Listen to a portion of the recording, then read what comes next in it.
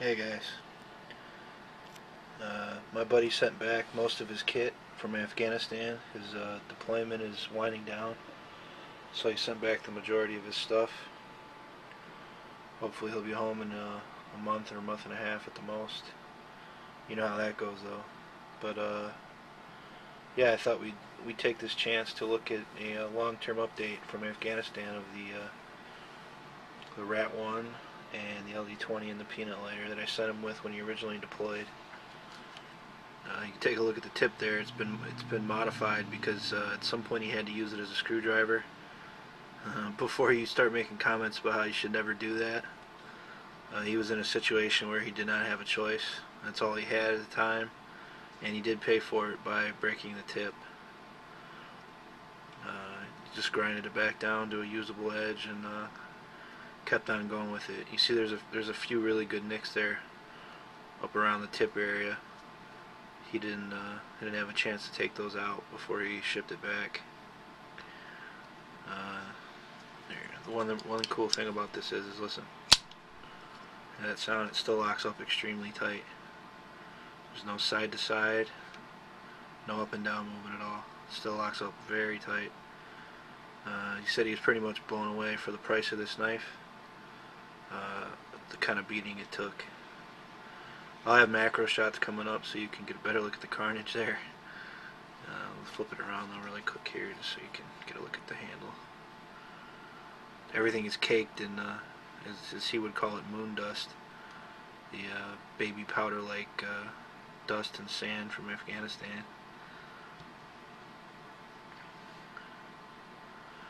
There's a few nicks there on the handle material, but it held up very well for him.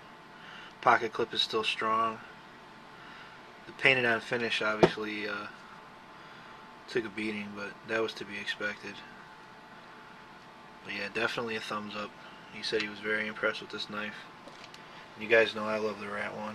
I know a lot of you out there have them and really love this knife, so you can rest assured that if you had to deploy with it, it would do the job for you within reason. You still should never use a knife as a screwdriver. I'll give him shit when he gets back for that. Alright, we'll take a look at the LD20 really quick. All the modes still function properly. It's got a few nicks here and there, but the finish held up really well. It's mostly dirty. He said he was very, very impressed with the battery life because it's difficult over there at times to get batteries for it, and he said he only had to change it a couple times. It held up really well for him. So that's another thumbs up for the LD20. There's the peanut lighter from CountyCom. He said it sucks in the wind, but it definitely is a tough little lighter, and it did its job. When it got back, I threw some fluid in it and lit right up. So thumbs up for that too, unless you're in an extremely windy place. It wasn't the best idea for Afghanistan, but it definitely held up.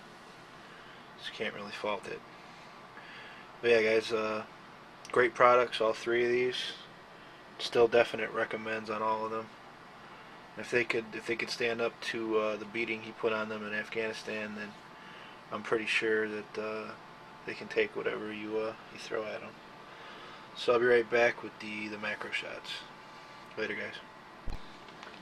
Okay, guys, I'm back with the macro shots. First up is the Rat1. You can see the chips there and where it was grinded to bring it back to an edge after he lost the tip on it. You look at the overall edge there and the finish. Considering the finish is just painted on, it's not really a Duracoat or anything like that, I think it held up pretty well. You can't expect much from it, so let's turn it around here.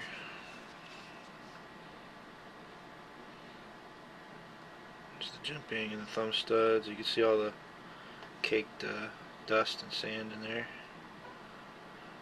on the liner. There's the pocket clip. Let's look at the liner lock area. Still locks up really tightly. Okay, let's look at the LD20.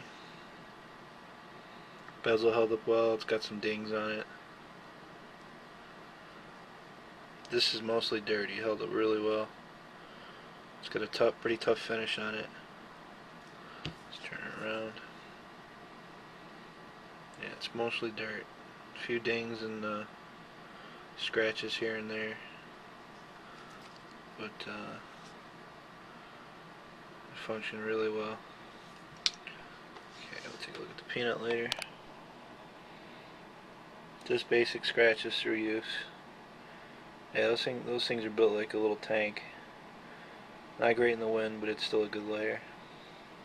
That's it, guys.